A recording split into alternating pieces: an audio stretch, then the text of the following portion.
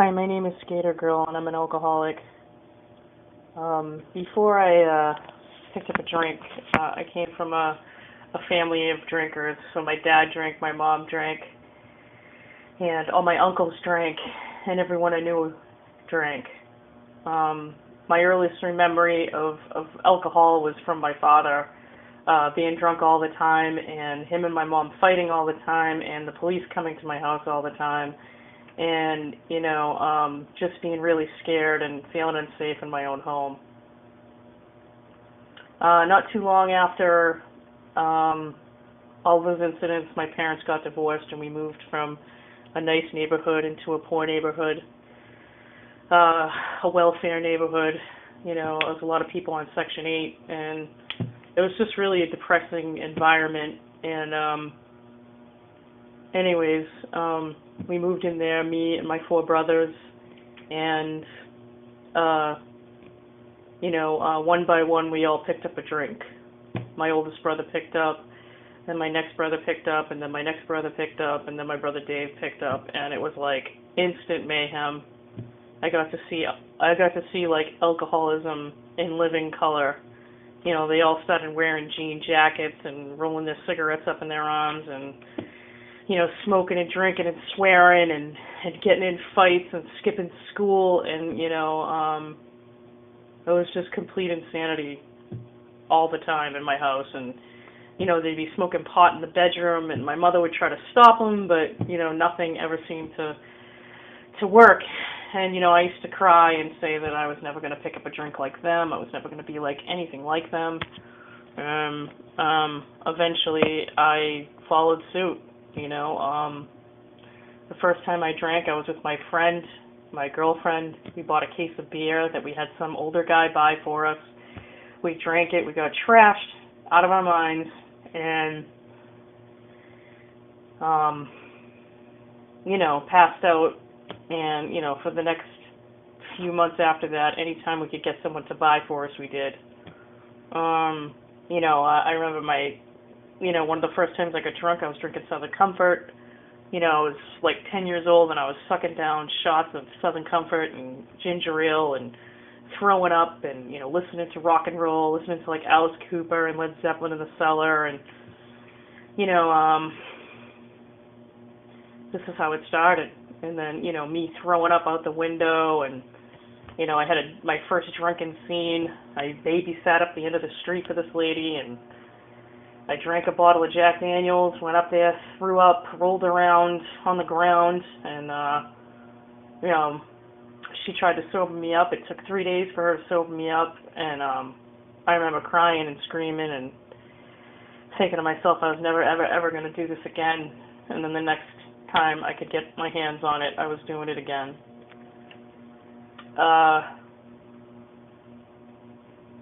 So very early on, alcohol had a huge impact on me, and I believe that I was addicted to it from the first time I drank it.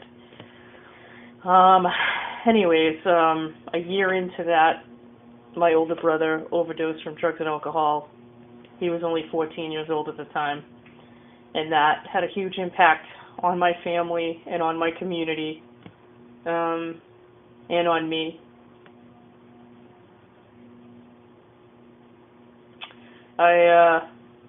I wanted to stop drinking, and I had no idea that I was an alcoholic. I had no idea that my brother was an alcoholic.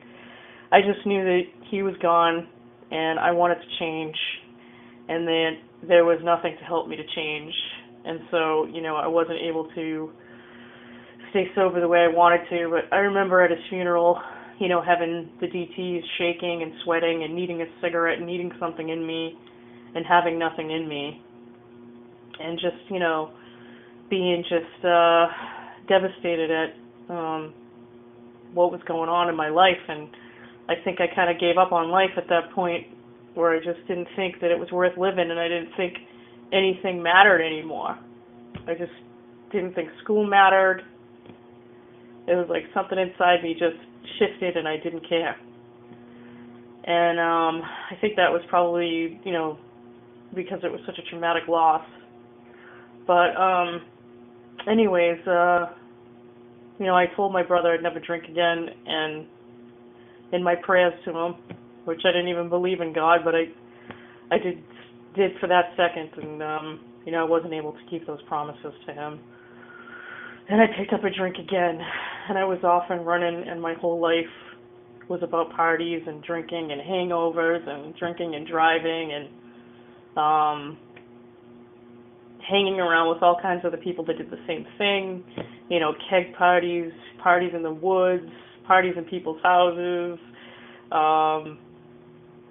drinking whenever I could and wherever I could. I had a fake ID when I turned 19 years old. Had relationship after relationship.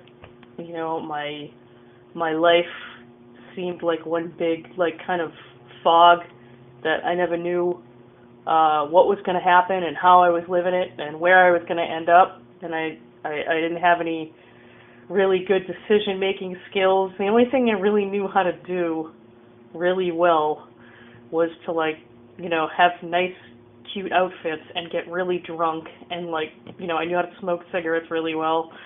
And, I did try to do things like go to school and things like that, but, my life really did revolve around my drinking, my partying, and my friends.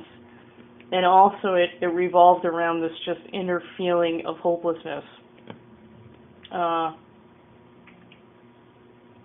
which I believe that hopelessness has roots in my alcoholism and also the abandoning factor of growing up in an alcoholic home. I believed that my parents, I felt as though they abandoned me so that they could drink, and then they taught me how to do the same to myself and others. And, to get the focus back on myself and my own drinking, I, continued to drink all through high school, never learned how to cope in any, really healthy fashion, and, just went through life like that, and, missed out on everything that was really good in life, and didn't believe that I was really valuable as a person or worthy of having anything good in life either. So my booze problem actually fueled that. So the more I drank, the less I felt about myself, the more I could, feel, the more I could fuel that drinking, because, the whole world was out to get me. Everybody hated me. Nobody loved me. Nobody wanted me. Everyone abandoned me, so therefore I could drink more and, self-destruct more, which, I believe this disease, its number one goal is self-destruction of the alcoholic. So its main goal is to destroy who's ever drinking it. That is, happens to have this alcoholism thing. That is its goal, to destroy that person.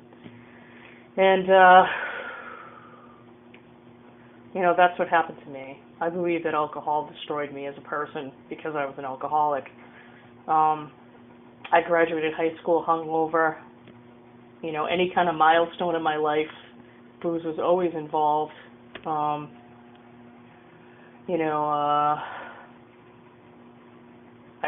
missed my prom. I didn't even go to my prom. Instead, I went to the party after the prom, but I never bothered to get it together enough to go to the prom. But I definitely drank for the prom. And the people I hung around with started getting worse and worse, and by the time I was done, I was just hanging around with all these people who were getting in trouble all the time and really didn't have any futures, and their whole lives revolved around drinking as well. And I don't know what hit me, but at age 19, something happened to me inside, and I wanted something different. I just was so unhappy. Nothing ever worked out.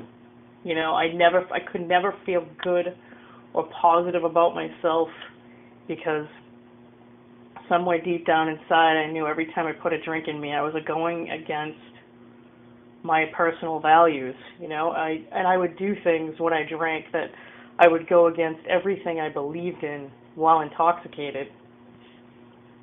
And one of the things I went against was, promises of never taking another drink, even after my brother died. The denial of this disease is just so tremendous. The people who have it can't see that they have it. They don't want to know that they have it. My family didn't want to know that they had it. That was the worst part of this disease for me and my family, was denial. The denial that it existed.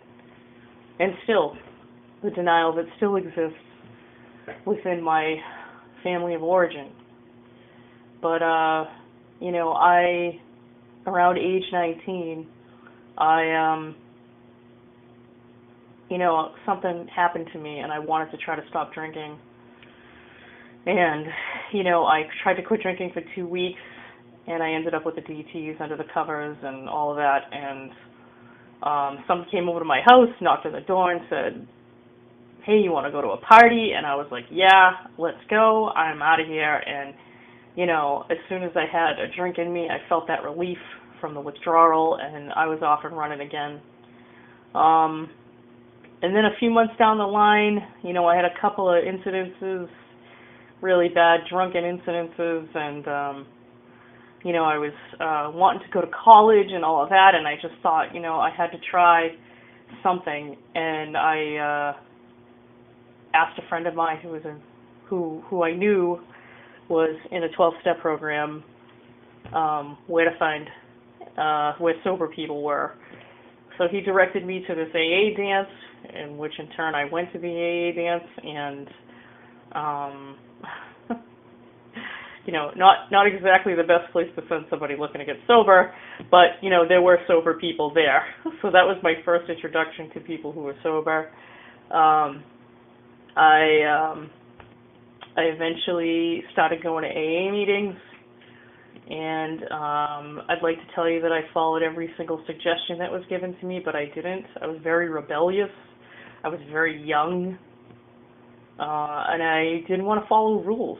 I had grown up with no rules, no regulations, and taught that society's rules weren't that cool. So, any kind of rules that people tried to show to me, I rejected. I just wanted to go to AA and to stop drinking, and that was all I wanted to do. And so I started to do meetings, and eventually I did get some time together. I had a series of events in my life after that, a lot of losses, and I relapsed, and that relapse pretty much showed me what this disease was capable of, and it finished me off, and there was nothing left of me. And I thought to myself, if I could ever get back to that AA, that's what I would do, and that's what I did. As soon as I was able, I got back to meetings and I started to get sober again, and it's been now over 19 years I've been sober. So I've been sober since I was 22, and I came into Alcoholics Anonymous, and my second time around I started to look into the literature. I got a sponsor. I tried to do all of the things that AA had to offer me, and I think that's basically what happened for me. I started getting into the steps. I got a sponsor. I wrote my fourth step. I did a fifth step and learned how to work on my defects of character. And then anything I ever needed, if I ever needed outside help to help me to continue on this path of sobriety, that's what I did. And I continue to do that today. So basically, I love being sober. It's the best thing that's ever happened to me. It's not easy, and it's painful, and it's also joyous and wonderful. And, finding your inner self and your own self-worth as an alcoholic can be a long, winding road. But I am on that, and I'm on that journey, and I'm willing to continue on that journey for the rest of my life. That's why I'm sharing my story here with you, and I hope that something I said resonated with you and helped you, and hopefully you come along with us. It's the best life. It's, there isn't a life that's any better that I could think of, where an alcoholic gets to be free from chemicals and alcohol and gets a chance to live like that. So God bless, and I hope you all, find your path. Thanks.